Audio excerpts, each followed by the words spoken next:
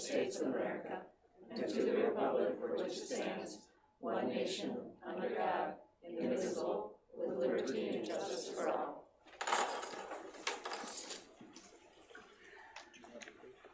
Okay, we have a motion to approve the agenda. Move to approve the agenda. Second that. We have a motion and a second. Any discussion? All in favor, say aye. Aye. Opposed? Carried. Public comment? I don't know if it's a comment, I just have a question. Will the Houston Public School District ever be implementing the ALICE program again at all? Will we be implementing it? Implementing The ALICE program? we are implementing it. But We haven't done training every year. I'm getting at additional training. Oh, That's what I'm getting at, additional training for the staff and the students. Just a question, throwing it out there. I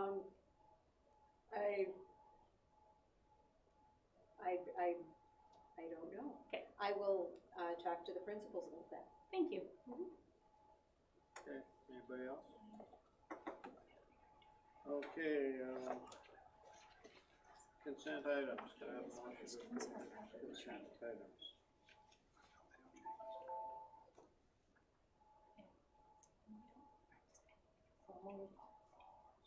A motion and a second. Second. We have a motion and a second to approve the consent items. Any discussion? All in favor say aye. Aye. Opposed? Carried. Okay, discussion items. K-12 marketing and BCA. Okay, if it's fine with the board chair, I will call Scott Sides up to the table. Come to the table. Yeah.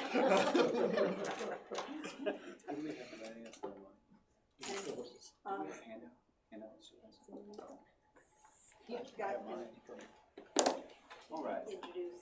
Good evening. Thanks for having me.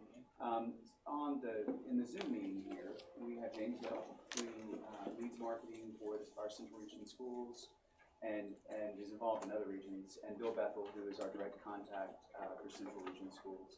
So as we're talking about marketing this evening, I'm not a marketing expert, so it was important that I have those who are experts as it relates to marketing on the call with us. And so there'll be times when I defer to James and to Bill for additional detail. So we'll get right to it. In the PowerPoint that you have there on page 2, you'll see our current enrollment progress through October 1. And so if you'll go to the bottom of that table, you'll see current enrollment for the Virtual Academy plus DCA, with the adoption of DCA. The total enrollment to October 1 for current school year, that is fiscal 20, it's 1,703 students. You'll also notice that was a 53 student negative difference to prior year, which represents a 3% negative change. So we'll talk about the pieces of that 3% and the negative. What we're going to talk about are the number of things that we're doing about that. I'm showing you the numbers. It's important that you guys know what the enrollment is for MNVA. But what's very important is that you also know what we're doing from a marketing standpoint to move those numbers from a negative to a positive as we move along the road. So on this same slide, as you work up to the middle table, you'll see current enrollment for Destinations Career, which is 334 students. So the DCA has enrolled 334 students to October 1 for the school year. Then when you go to the top table, that is for the Virtual Academy, and that's the enrollment there. It's 1,369. When you look at it, it looks like the bottom has fallen out. But what's important to note is that a number of those re-registered to DCA. So when you look at the current enrollment for DCA and you see re-registering on the third line, there were 171 MNVA students who elected to re-enroll as a DCA student. So that some of the negative difference that you see there is just simply the movement into the program, but that doesn't change the fact that we were 53 students less than prior year, and that was not, I think what we had hoped together. We had wanted to see an enrollment increase. And so from here, I'm going to be talking about all the things that we're doing for the future, right now, and for the future as it relates to increases in enrollment. So we'll go to the next slide. The agenda, we're going to talk about marketing tactics and the Q1 plan. So Q1 being July to October. We'll talk about it as it relates to Destinations Career, and we'll talk at length about our shift in strategy and how we now have dedicated school teams, where prior to this point we did not. So there are a lot of changes coming through marketing that I hope that you'll be excited about. So as a matter of, on the next slide, enrollment, tactics, and the plan overall, we'll get right to that. So when you look at the MNVA enrollment over a 3-year period, and you see for fiscal year 20 or the current school year, 1681, now that was pulled in advance of October 1, so it's a lower number than what I showed you just a second ago. This is an older graph, but it's important that you see the trend across time, because we do have to understand that what we do in marketing is going to be really important, because you guys are in a state with 34 online schools, where 10 of those online schools are statewide serving. When I had said to the online subcommittee, when I think about the state that I'm from, you guys have 5.2 million as a population. We have 3 million, but we have 2 statewide online schools. So there really is a lot of competition in online learning within the state of Minnesota. So that's a really important thing to understand as we look at trends across time. So we'll go now to the Destinations Career Marketing Strategy. There's been a lot of work done to build the Destinations Career appearance and brand. When you all adopted the Destinations Career Academy, you really came at a great time. A lot of schools had worked out some kinks in how to do online learning, or how to do career readiness online. And so you guys were coming in at a time where a lot of those learnings had taken place already, but that when K-12 was ready to go kind of 1,000 miles an hour at this CRE initiative. So you guys, I think if I could say, made a great choice at the right time to be a part of that. So what's been happening with DCA is that they've been creating a distinct and differentiated brand, targeting a more modern and youthful appearance. And you'll see on the places that we're marketing, where we're appearing before those who would enroll, that has been expanded and that we're expanding our reach. But we wouldn't forget to leverage the K-12 brand. So on one hand, there's a differentiated branding. On another hand, we're leveraging a brand that's been around for 20 years and with a known name as MNVA.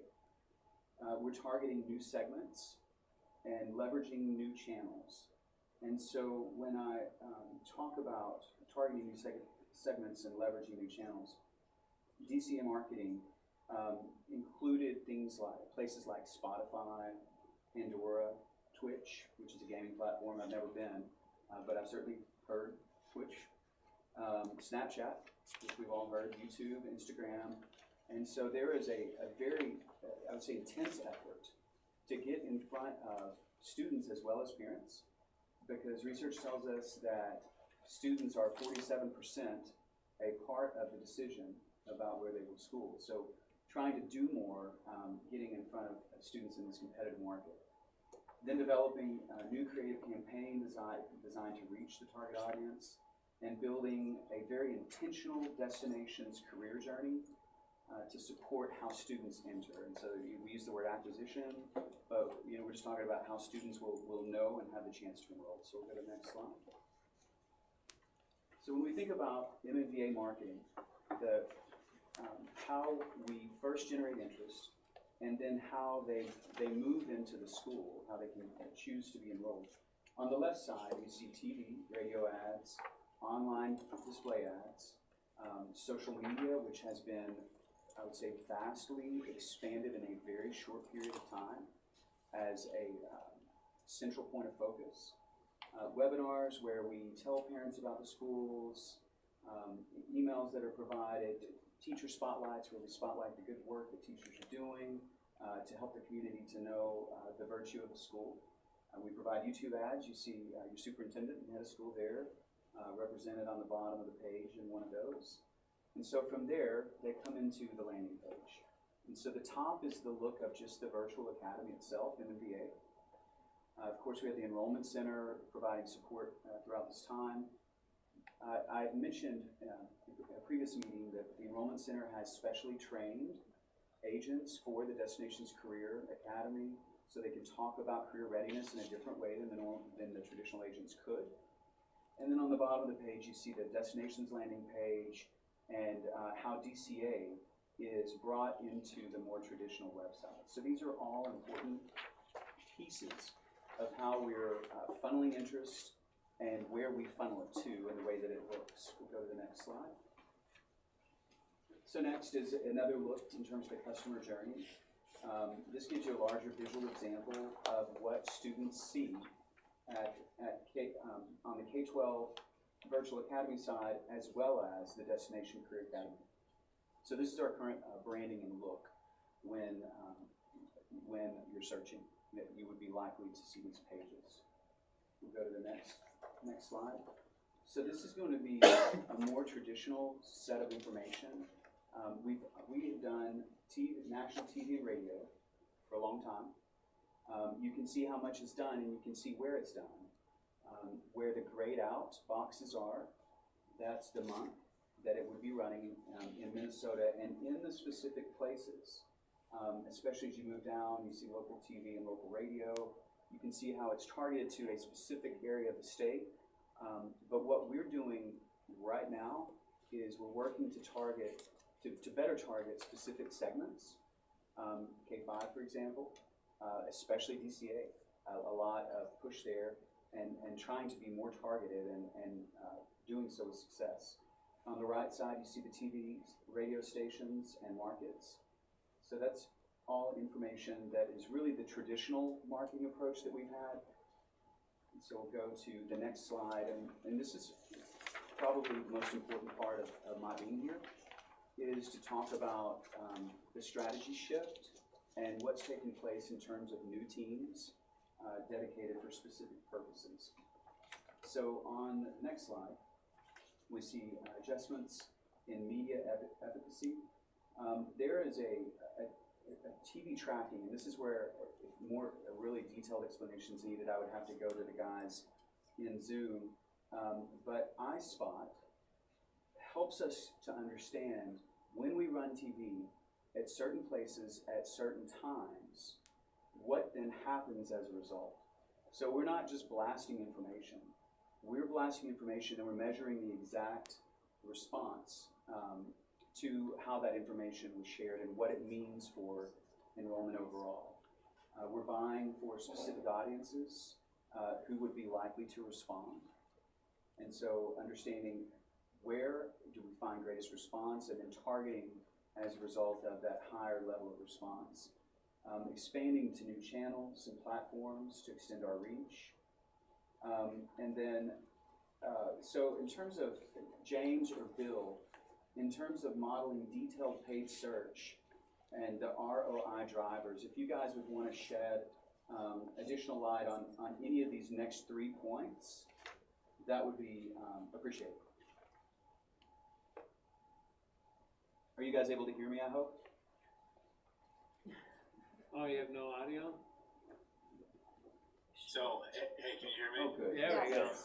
Yeah, sorry. So I think the position of the microphone on the laptop, we're getting every fourth or fifth word. So it sounds like there was a question. So could you just repeat that for us? Yes, thank you. So we're on the adjustments and media efficacy slide.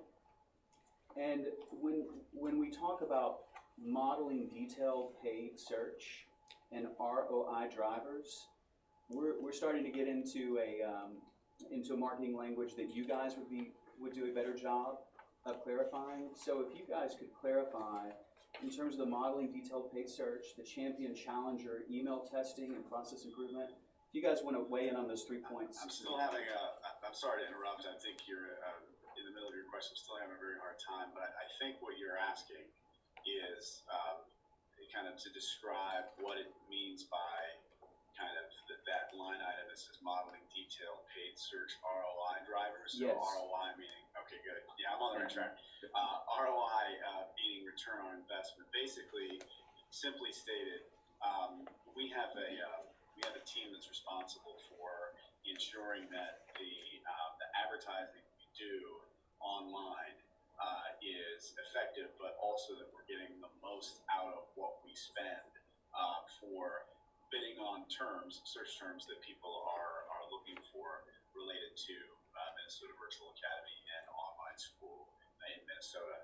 And some of that has to do with using a lot of science and a lot of algorithms to determine when during the course of the day we should bid more on a term versus bidding less based on what kind of volume those particular search terms are driving from an interest in lead standpoint. Did that answer the question? It did. Thank you, James. Sure. I will not defer to those in Zoom from this point forward. But thank you. It's very helpful. It's just I know that you guys can't hear me. So then we'll go to the next slide. So the strategic shift to digital and why. What we had done was we had created in-person events as a major recruiting effort. But what we found was that really there was no effect.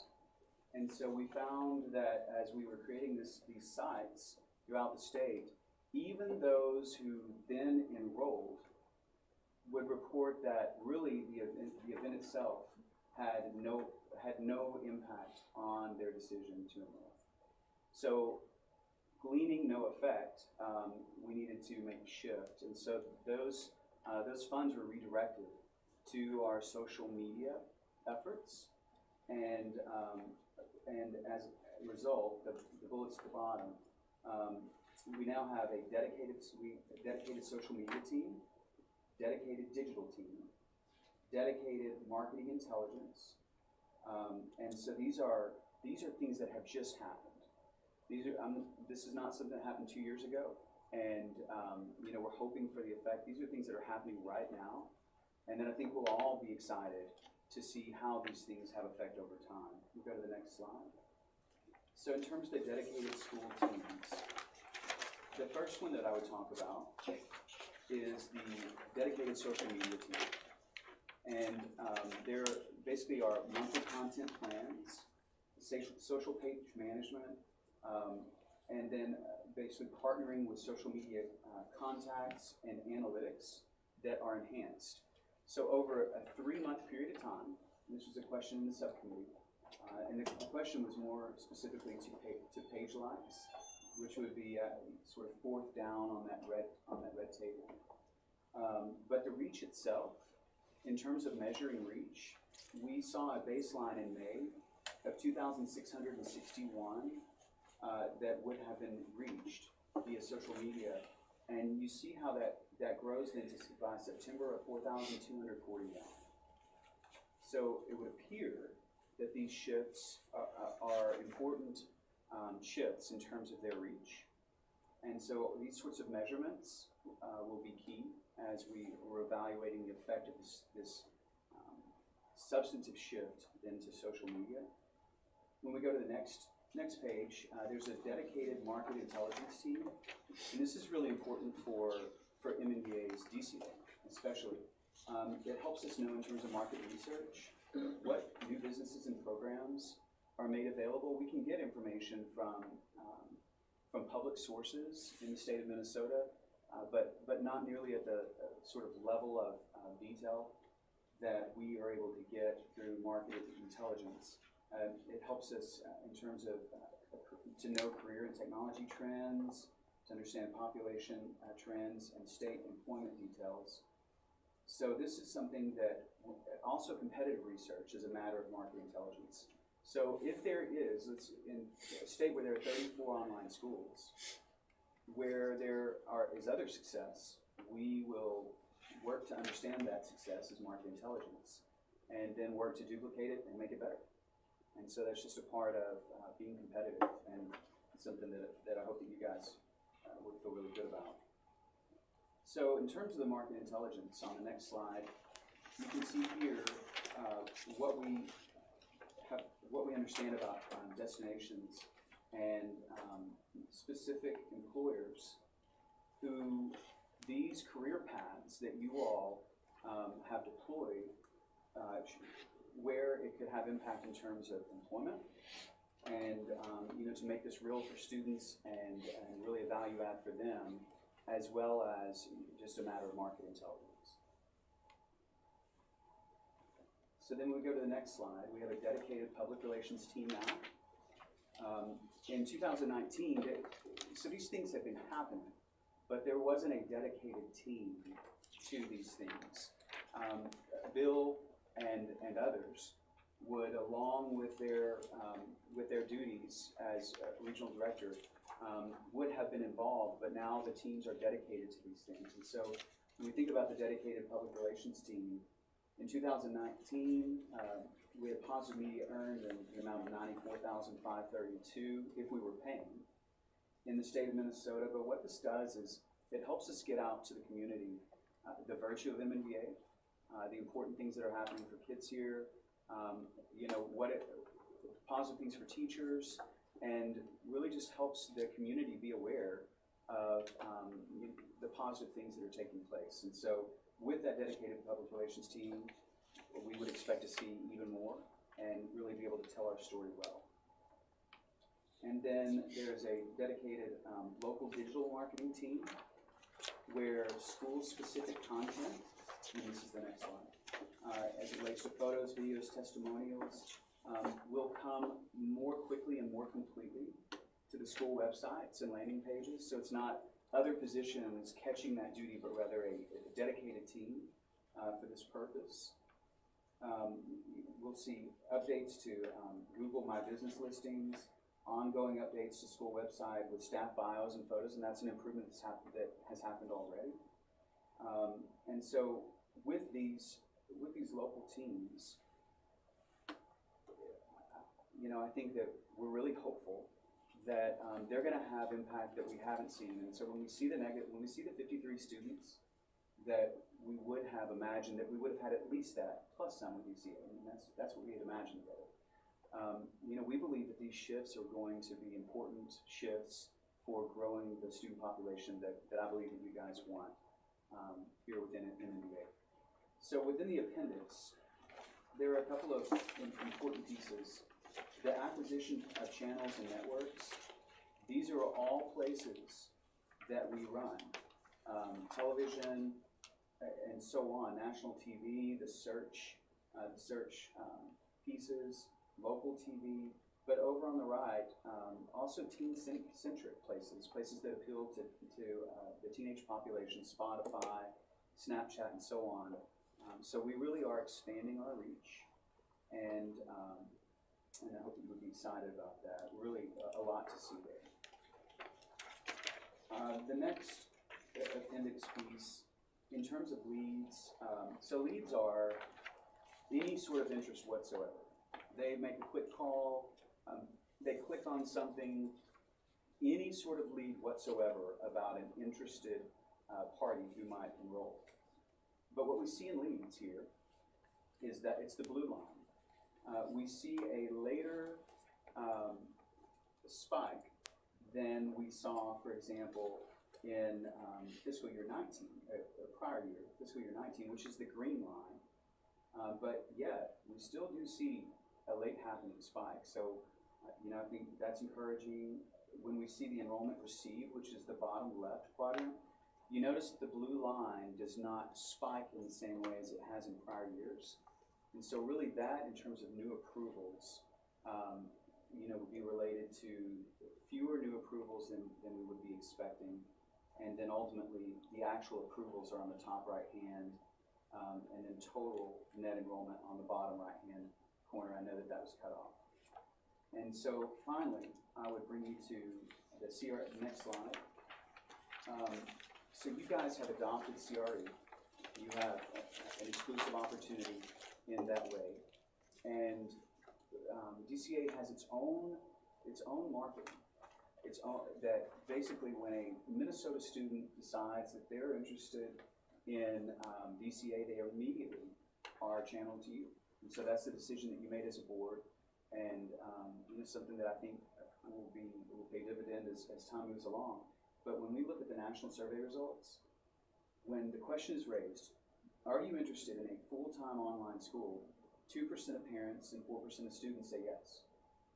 When the question is raised, are you interested in a full-time online school offering that includes career readiness? It then jumps to 12%. So you guys really have a bigger market than most would have. Even though we're not seeing the numbers exactly the way that we would hope, it would seem that you are positioned in a very positive place to continue to grow your enrollment over time. So that's what I thought was important to bring to you today, and to let you know how we're adapting, and that we're not just continuing to do the exact same things and expecting different results. I think that, yeah, it looks like great avenues for reaching families. I like the expansion, and you guys got a good team on that. I would actually credit these guys if they could hear me. Just remind me, what's our ceiling? You know, things are just steamrolling. What did we kind of predetermine as a ceiling for the DCA? Forecast. But I mean, what are we kind of built currently to handle? I mean, you know, we're aiming for the stars, thinking everyone's signing up. I mean, what's our? And the thing is, as far as building it, it's with staffing, and we staff as we get the numbers. Okay. And so right now, we are staffed for the ceiling we have. Okay. And as more kids come, we are looking for other teachers. We have some other teachers on site, as far as on site, online basically, MNBA teachers who are licensed correctly and can expand into DCA. And we're also looking at in surveying some of the kids. We've got we started with business and healthcare because those were the two big areas that we thought would probably be wise. But we're seeing that there's a lot of interest in the IT, computer literacy. And so in January, we'll probably come back and say we would like to expand and have another offering next year, just because if we really are going to live our mission statement of discovering, developing, and expanding the potential within all learners, we need to meet them where they are. And for some of them, they're online because they love computers, and so that's their niche. So do we see some of these registered now being able to deviate over to the IT? Do that, So they're doing generals or they're doing computer literacy right now, so they can, they're poised, and we're trying to be nimble enough to fill the needs of the students, and that's the whole reason we added this, because it's a definite area that is not being addressed as well as it should have been, and we know that it's something that not just for MNVA kids or for Houston kids, but for kids across the state, that career and college ready is very important. And not everybody goes to a 4-year college. And so some of the pathways get them prepared for a technical program or a vocational program, or get them ready to just walk into the workplace, because one size does not fit all. And the questions are a really good segue for the DCA update that we provided by our director for DCA. Are there questions that you all would have about marketing or enrollment? So you said some of these, the strategy shift and the market research and the dedicated teams had been recently deployed. Yes, ma'am. And so when might we expect a progress report on return on those changes? Sure. I think that that can be an ongoing report. We certainly have the analytics. You know, you'd seen reach, likes, and how those things are being measured already. That's a request that I can make to our marketing team that they can provide. But I think that when I come back around December, I think it was, you know, I would plan to share some additional information. Maybe I wouldn't speak as long, but I can bring an update in terms of what we're observing there. So on a lot of these, just out of personal interest, I mean, a lot of these are paid advertisements then, we're doling out advertising money, and then is there some extremes where some of these platforms are excessively more than others and some are a bargain? I'm just quickly, as a curiosity. Sure. I would really have to defer, because these guys are living this much more than I am in terms of direct marketing. Bill or James, can you guys hear? That's okay. Hey Scott, I think the question was, again, we're getting every fourth word or so. Yep. The gentleman asked, on average, what are variances in pricing of different digital media? Is that correct? Yeah. Okay, so as James had mentioned earlier about the ROI, we have algorithms that we use that bid on certain keywords, and depending on time of the day and the competition, if they're heavily bidding, it drives up the price. But then we have ceilings and platforms where we say, okay, so online high school in Minnesota is effective at a conversion level up to say $6. And after $6, you would not bid on that. So we have algorithms and teams that are watching that. So that's one area that's paid search. Second area would be we're using social media and we're planning Facebook boosts. So we have boosts and we have ads that we're sending, where we could dig down to a target audience level. We put a geo indicator on there, so we're only bidding on or reaching families within the state of Minnesota. And then we have a couple of other parameters that we were able to put on there. We know that efficiently targeting the audience using Facebook at certain times of the day is most efficient. And then the third thing I wanted to mention is, and this is newer, the acquisition team is purchasing third-party data, and we're building models. So we call it a good customer model. So based on demographics and psychographics of a family that has been with us for a certain period of time, we sort of match that. So we put a profile on that customer, and then we're able to better target and more efficiently spend our dollars on it. I hope that answers the question. Bill, are there any places, and you did answer in a lot of ways, are there any of these that are particularly cost-effective overall or exorbitantly expensive comparatively? We're looking at the acquisition channels and network sheet. Hey Scott, I'm sorry to interrupt you. I'm really having a hard time. Maybe somebody up front could, or Corinne, could you repeat that question, please? I'm closest to the computer, so I think we'll just keep moving. Thank you. So then also my other question was on the market research. Like how agile can they be? If we're developing a career readiness program and market says that we thought that was gonna go and sustain, and all of a sudden that's falling off and this one is going, technology is going. Mm-hmm. How agile is that, and when do we know, let's, we'll finish this, but move in a new direction, or are we just gonna just keep adding?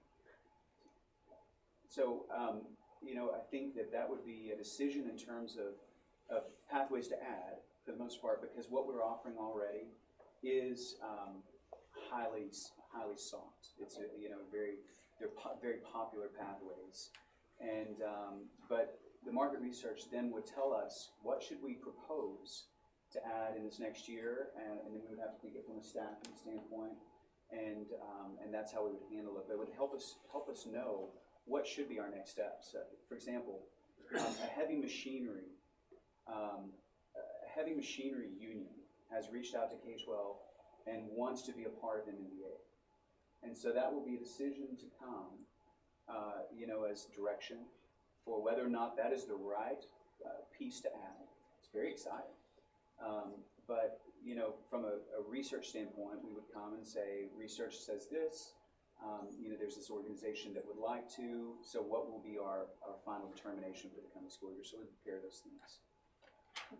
The reason for that, Wisconsin WEVA, Wisconsin Virtual Academy, and Wisconsin Virtual Academy GCA has the heavy machinery class going, and or the heavy machinery pathway, and it's really going very well. And so the Wisconsin group talked to the Minnesota group, and the Minnesota group said, we want that. Minnesota came and said, would you think about adding it? And we have to see if we've got students that would be interested. We know that there were enough students in Wisconsin to make the program more than viable. And so I would think that they're not that different across the border. And just one final question, then, with the 34 schools that we're competing with in the state of Minnesota, who's monitoring what they are initiating and deploying? Market intelligence. Okay. And so that's one of the important facets of the school team, which is market intelligence, to have a dedicated group that is doing research to understand what our competitors are also doing, and to make sure that that we stay ahead. By design on those 34, could you group them in similarities? Like, these are very similar, these are very different? I mean, you have like different spectrums of the students that you're grabbing, right? So we have some direct, like... 10 are statewide. Of the 10 that are statewide, not all of them offer classes for K through 12. So there are some that are District only. Oh, and okay. so of the 24 that are not statewide, those are district only or consortium only. So it's just for a consortium of schools, or it's just for their one school. The reason that a school would do that instead of doing the statewide is you don't have to go through the 3-year review process. You don't have to go through any of the extra hoops to get certified by the state. But a family potentially has the choice of their local online option or 10 statewide online options. So there's lots of competition. Are all 34 of those tuition free? Yes, The public schools. yep, Yes, there are. 34 public schools. MDE doesn't track the number of private schools that offer, and there are a number of private ones that also offer online education in the state. Well, thank you. We're honored to be a part of Houston Public School District. Thank you, Scott. Thank you. Okay, and now, if it's okay with you, for DCA, we will Yes. invite Leslie to the table. Hello. Hello. So we actually have slides. I'm not sure if we can go through those. So again, my name is Leslie Lewandowski, and thank you for having us tonight.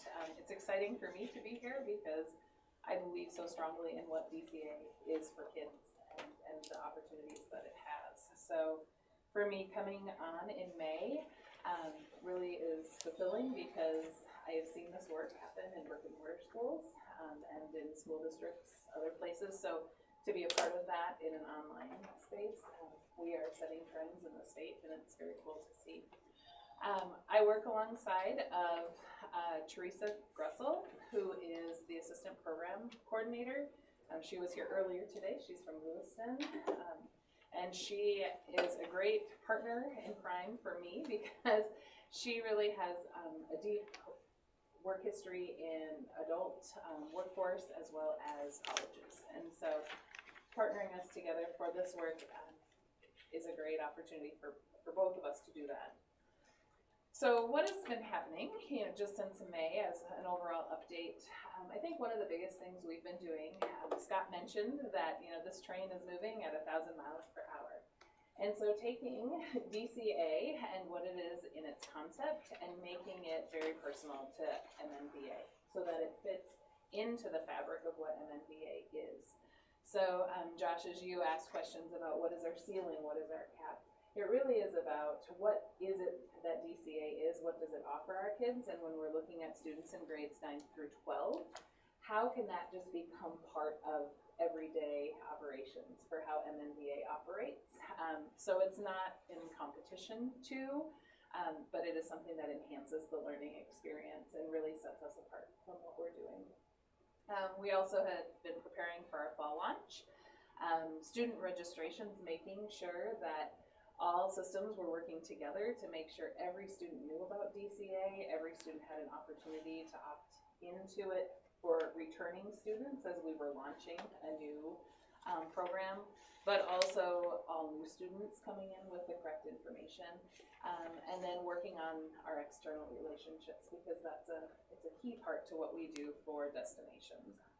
Quick question, Yeah. how do all the students know that DCA is an option, or that they're informed? So any onboarding, is it on part of a form or part of a personal It is. conversation? So there's two experiences for kids. So our returning students, the students that re-registered, so had been with MNBA last year, as part of their re-registration, there were questions embedded into their re-registration that asked, which then flagged additional information or phone calls for them to work through it.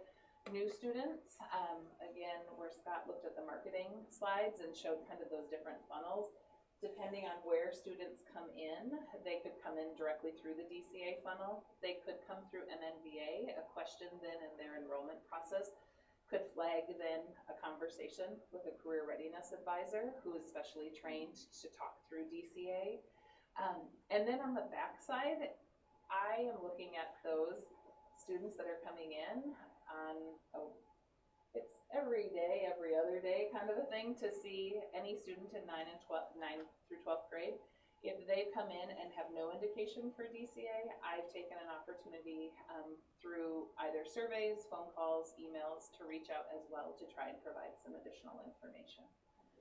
So, and launching, into an existing program in the beginning, we did a bunch of surveying to really provide some clarity for students to get pathways correct and more information out there. So with that, Destinations Career Academy as a whole is an innovative online program that's combining traditional high school and industry relevant career focused electives. We're wanting to allow students to jumpstart their goals.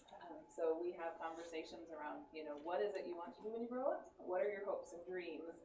What do you, are you interested in? What would you like to explore? And then it really is supporting those learning pathways connected to high demand careers.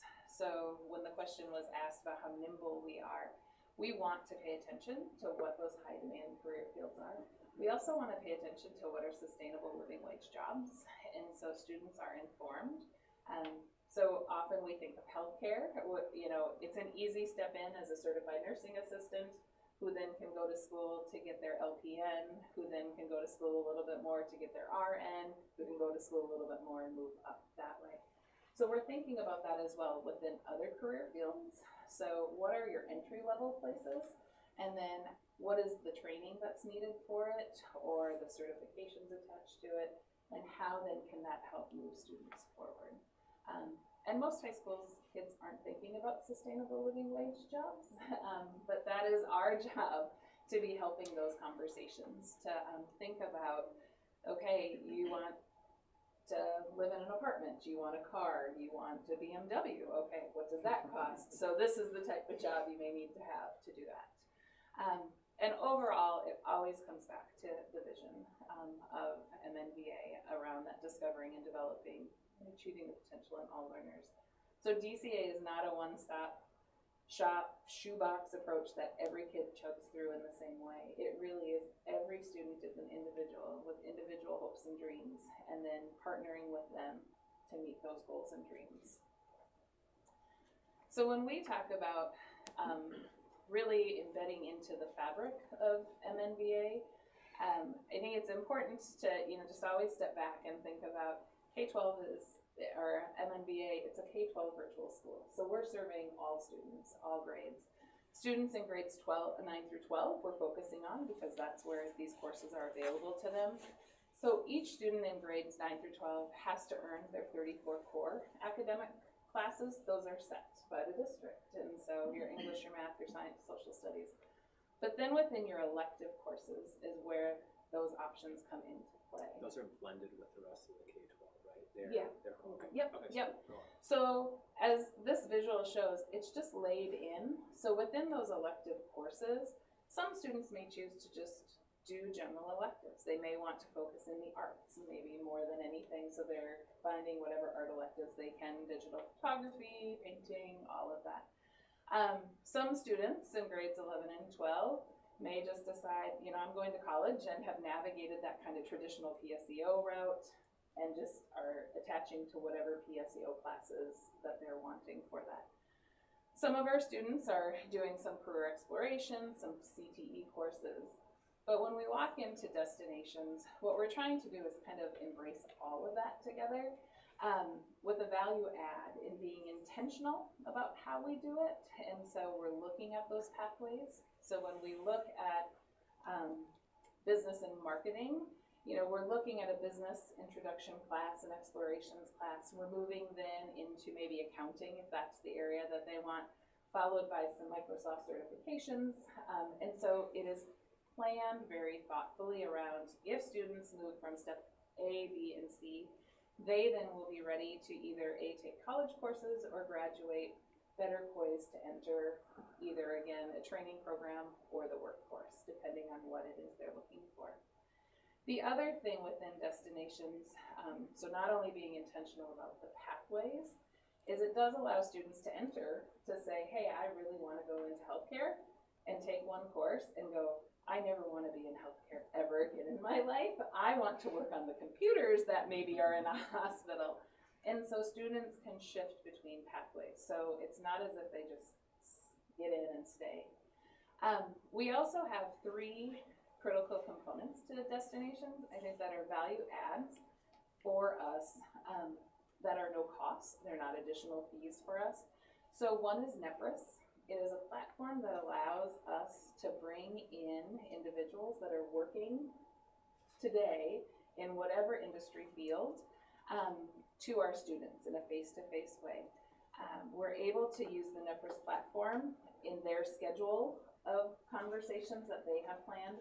Or if we have a student and Corinne comes to me and says, Leslie, I want to be a phlebotomist.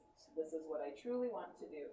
I am able to go and find a phlebotomist through this platform and get that person in front of Corinne to have a one-on-one conversation or maybe a small group conversation about what does the career look like? What training did you need to do? What does a day in the life of a phlebotomist look like? Are you scared of blood? Totally. That would be a good one. Yeah. So that connection is there. The other is Tallo, which, sorry, I'm making you jump around on slides. So Tallo is likened to a LinkedIn, but for high school students. It is a closed platform in the fact that students build their own profile in it. They choose the information that goes into their profile, but they also choose who they share that information with. So the education entities that are a part of Tallo, as well as the employment entities, are all vetted through them, and so they are a part of the Tallo process.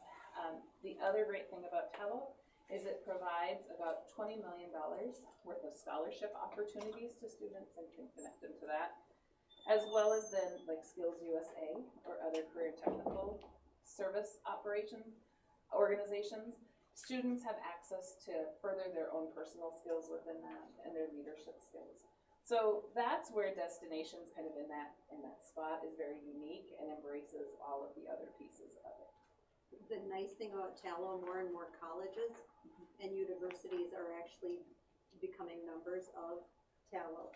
So it's a way for our students because we've got the common app. It's not the application to college, but it's really a way of sharing kind of their portfolio resume with that college. And so that is, you know, really specific to those DCA students, and that's why we want all students to have access to that, because there's such great value adds into there. The other thing we've been working on, we worked through the summer and we're continuing to work through our MDE approvals, our course sequencing and alignment, our teacher licensure to make sure that they're in the correct places for those CTE courses, our communication plan. How are we communicating regularly with parents and students, and not just existing students, but offering opportunities to communicate and get more information for DCA for families that might be interested or are looking for more. Student outreach, both face-to-face, also through Connect sessions. So we're wanting to continue to stay and really wrap around our students as they're progressing through DCA. So not only are we paying attention to what's happening in their DCA courses, but also in the other courses that they're taking, and how are they progressing through school. Within fall orientation, we stepped in, Teresa and I did, into their DCA courses specific to answer more questions for students in that space and partnered with their teachers. So we're in regular communication with teachers that way. Again, the student leadership development and the CTSO, which Skills USA is the one we are working with just this first year. And we'll continue to look at others as we grow other pathways or find other needs for students. Those wraparound services, again, really wanting to make sure students are supported in everything they're doing. And then information sessions, any way we can just continue to talk DCA language. So our students are any students in grades 9 through 12, while 9 and 10 are kind of that sweet spot because it gives us the most time with students to complete pathways or certificates or college courses. It's not that we're not looking at students that are in 11th and 12th grade. We're just supporting them a little bit different because we're having that conversation around, we can be your stepping stone into this space. We can give you, you know, this class or these 2 classes, but this will help prepare you. It may take off a college class, so it saves money for them as they graduate and move forward. But it really is any student. Returning students and new students, again, we're having those different conversations depending on where we're at and once we get them in. Our external relationships, you know, our initial contacts really were, you know, we started with the most important, the Department of Education. They are on board and excited to continue to support and watch exactly what we're doing. Our Minnesota State College system is another one that was important for us to get in front of right away. So I mapped out for fun, made pretty maps. If you look at our K-12 students, we hit, out of 87 counties in the state of Minnesota, we have 86 counties covered. Right, which one are we missing? We are, well, Lisa said maybe we're not, but the only county currently is Red Lake. Let's Which go. we are there, but that's pretty impressive. Demographic, we gotta get some of those Indians. If I map out DCA into the state, we are in 50 out of the 87 counties. So we have students that are in 50 of the 87. We're kind of lean, maybe, the eastern half of this, or the western half, sorry, I know my directions. The western half of the state. But we have students across the board. So for us, that Minnesota State College system is a critical player in it. So as we're looking for opportunities for kids, we've started with Minnesota State as a whole to say, we are here, this is what we're doing, these are pathways we're starting with. We need to know that it doesn't matter where our kiddos are, but there is a school that is geographically attainable for them to get to be supported by that. And Minnesota State has said this is in line with the way they are moving, and again, extremely excited to support us as we move through that. The Southeast Perkins Consortium, as we're working through our Perkins and CTE courses, they are on board. Another big player that is watching right now is the Department of Economic and Employment and Economic Development. There's been a shift in how workforce centers are set up across the state. I worked on a program prior to coming to MNVA that really changed into a more holistic approach of education, jobs, and health. And so this fits in line again with the changes and the trends that they're seeing, as well as the job shortages. So they've got some pretty significant, words around these areas, these are job shortages, this is trainings that, that are available. And then also looking at different nonprofit leadership, people that we know are good connections. There are several nonprofits that are really supporting Pathway work right now and are providing grants and other opportunities. So as we develop more, it places us in a playing field to start to go after those grants for additional supports for our students. So first quarter is in progress. We've got our courses underway. We have, it's about 60 kids. I wrote it down because I didn't want to forget this. 64 students in our healthcare courses. There's about 71 students in our business and marketing exploration classes. And then we have an additional 200 students that are somewhere within computer literacy or planned into a course for this next semester. So depending on when they registered and are coming in, if they aren't physically in a course right now, we are in contact with them and are connecting with them.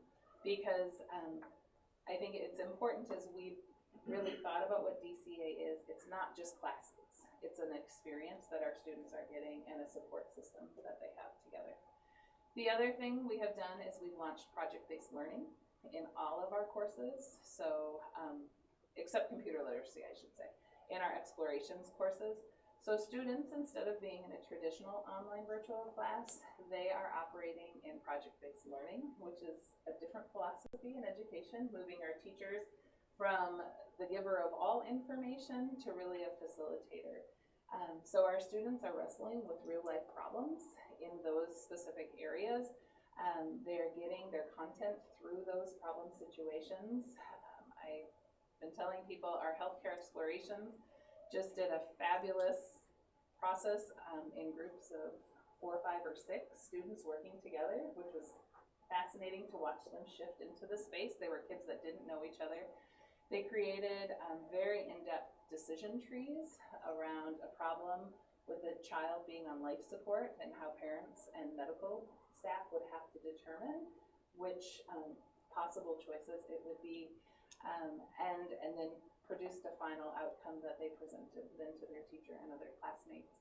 So it really is taking real life situations, connecting it into their education area, and giving students the opportunity to showcase the skills that they're learning.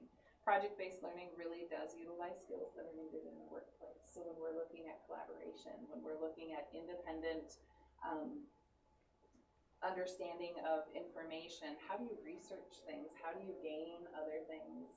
We're given tasks in our jobs sometimes where we have to go and research a little bit to figure out how to get it done.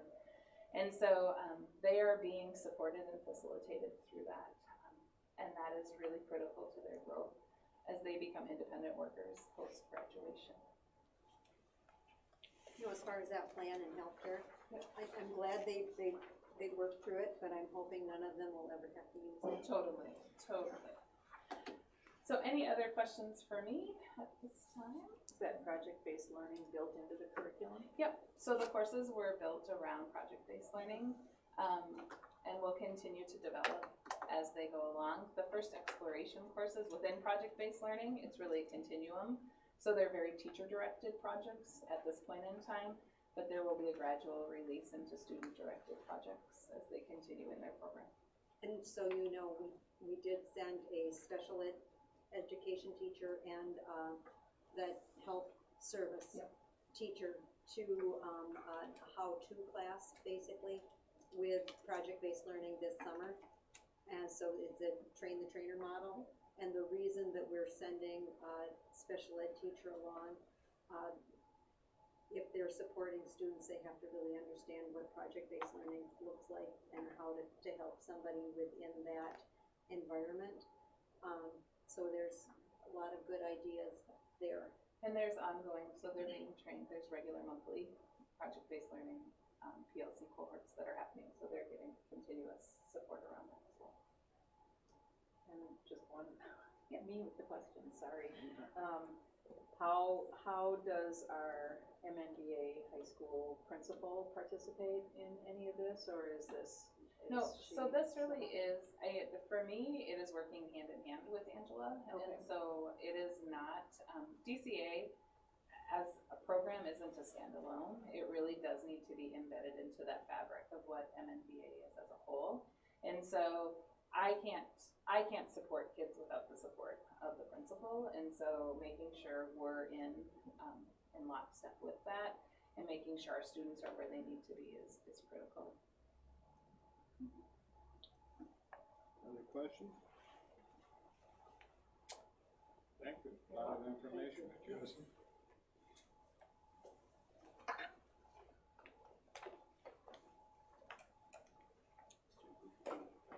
Mr. Groupie stepped out, just, You want me to present it? no, I can, is he going to come back? He's saying it to his, is it band related? Oh, movement, head movement. Go get him, Cody.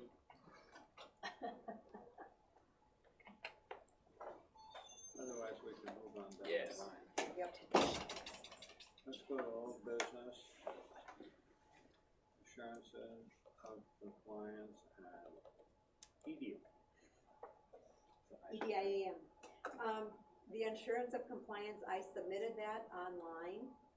And then when I was looking at doing the board discussion item on it, I noticed the last line said, and I did not see this last year, and last year it wasn't on there, but now it does say that, I think a lot of us, now that it's online, we're doing it and submitting it, and it didn't take board action anymore on the piece of paper.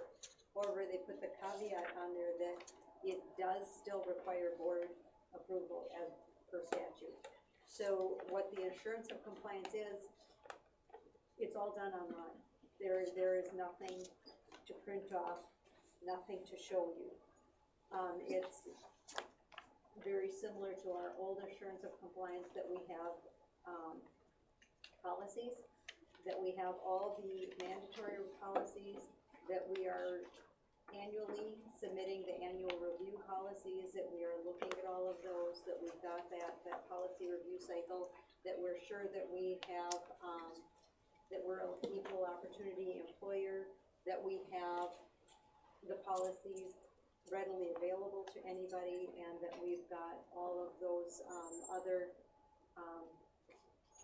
policies in place as far as hiring and, fair practices in the school. So I do need board approval. Motion to approve the assurance of compliance and MBIAM. Okay, I have a motion. Do I have a second? I'll second that motion. Second, is there discussion?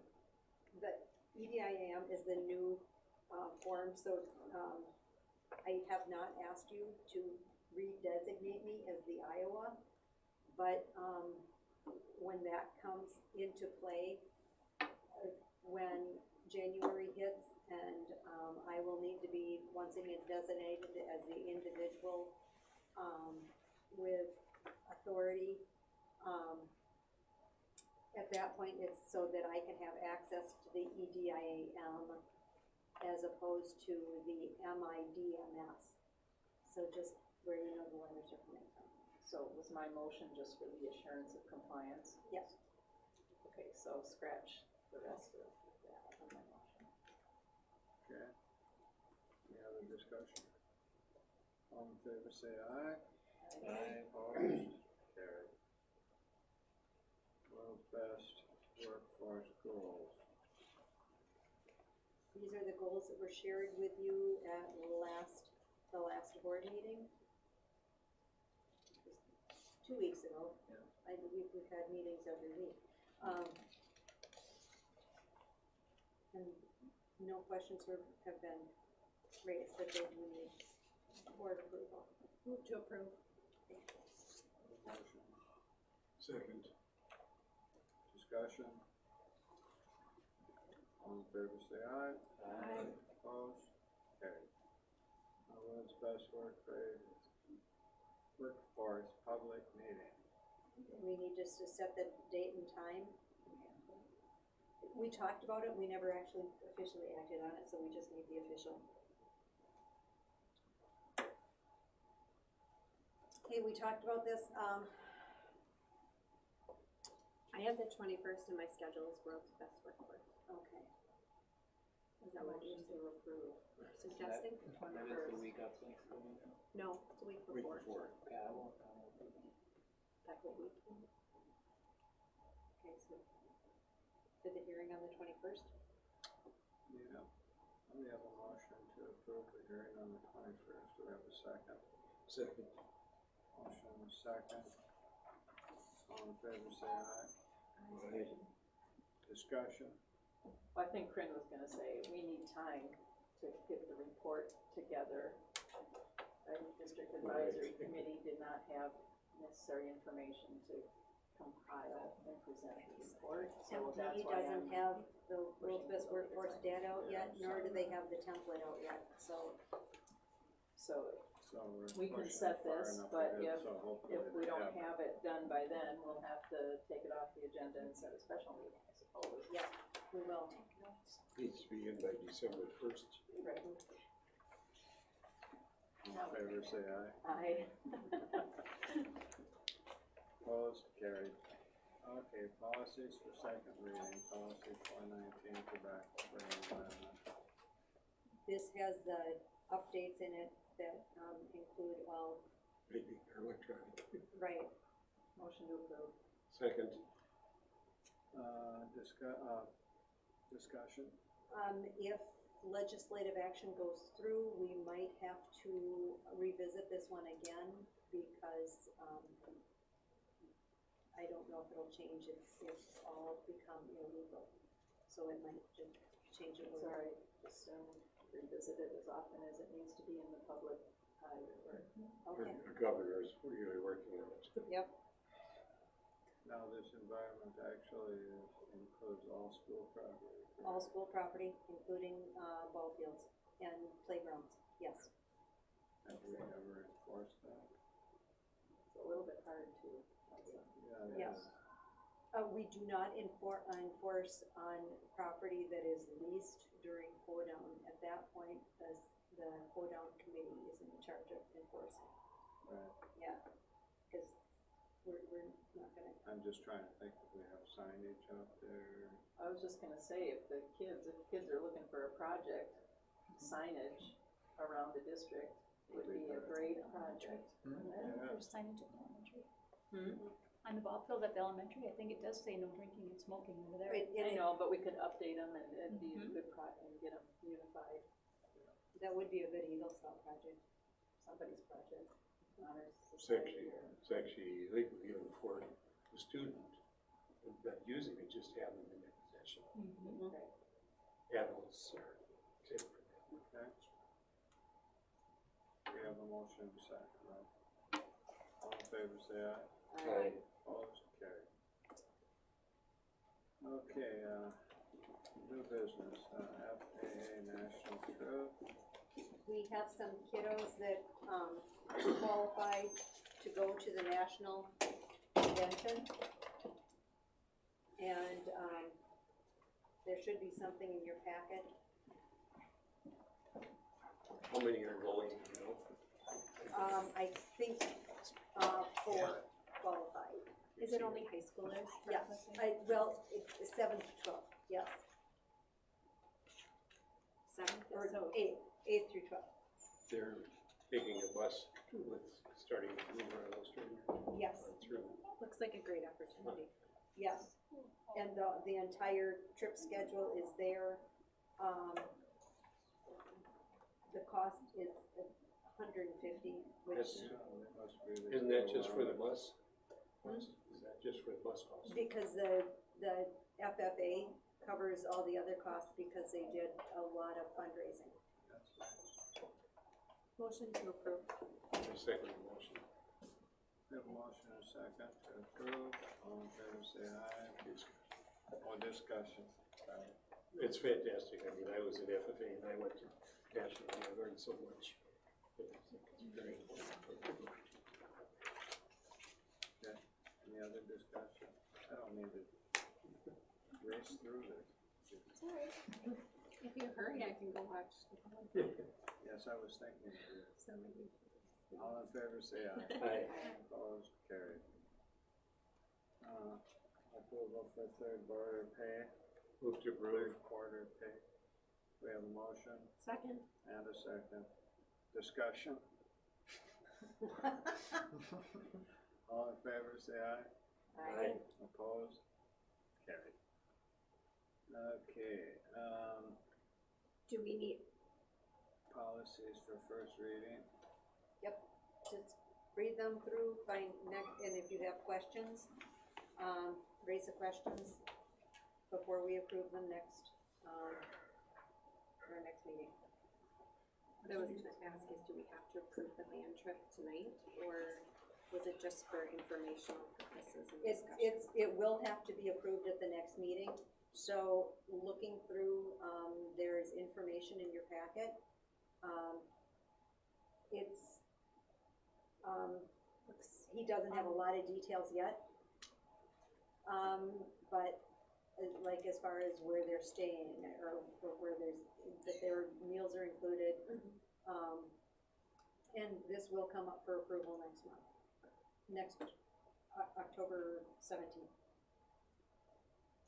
And remember, October 17th, there is no school that day, but we are having a meeting. Okay. Would Paul maybe be able to be here then, do you think? I'm not sure if he'll be able to be here then, but we will have somebody here presenting for sure. Steve could present too, because Steve and Paul are both going. Okay,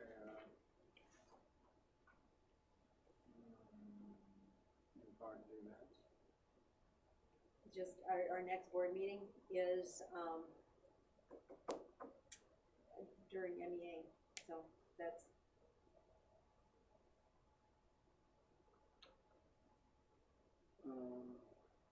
Any committee updates? I wasn't really in that, they're still looking, they had a presentation by Benson in terms of the building sites. Principals kind of talked about it. They're possibly looking at, the Peterbilt building on, Highway 90, Interstate 90 up there. It's available. They want 1.9 million for it. They're only willing to pay 1.2 at max. So that's if they go with one building, it's going two.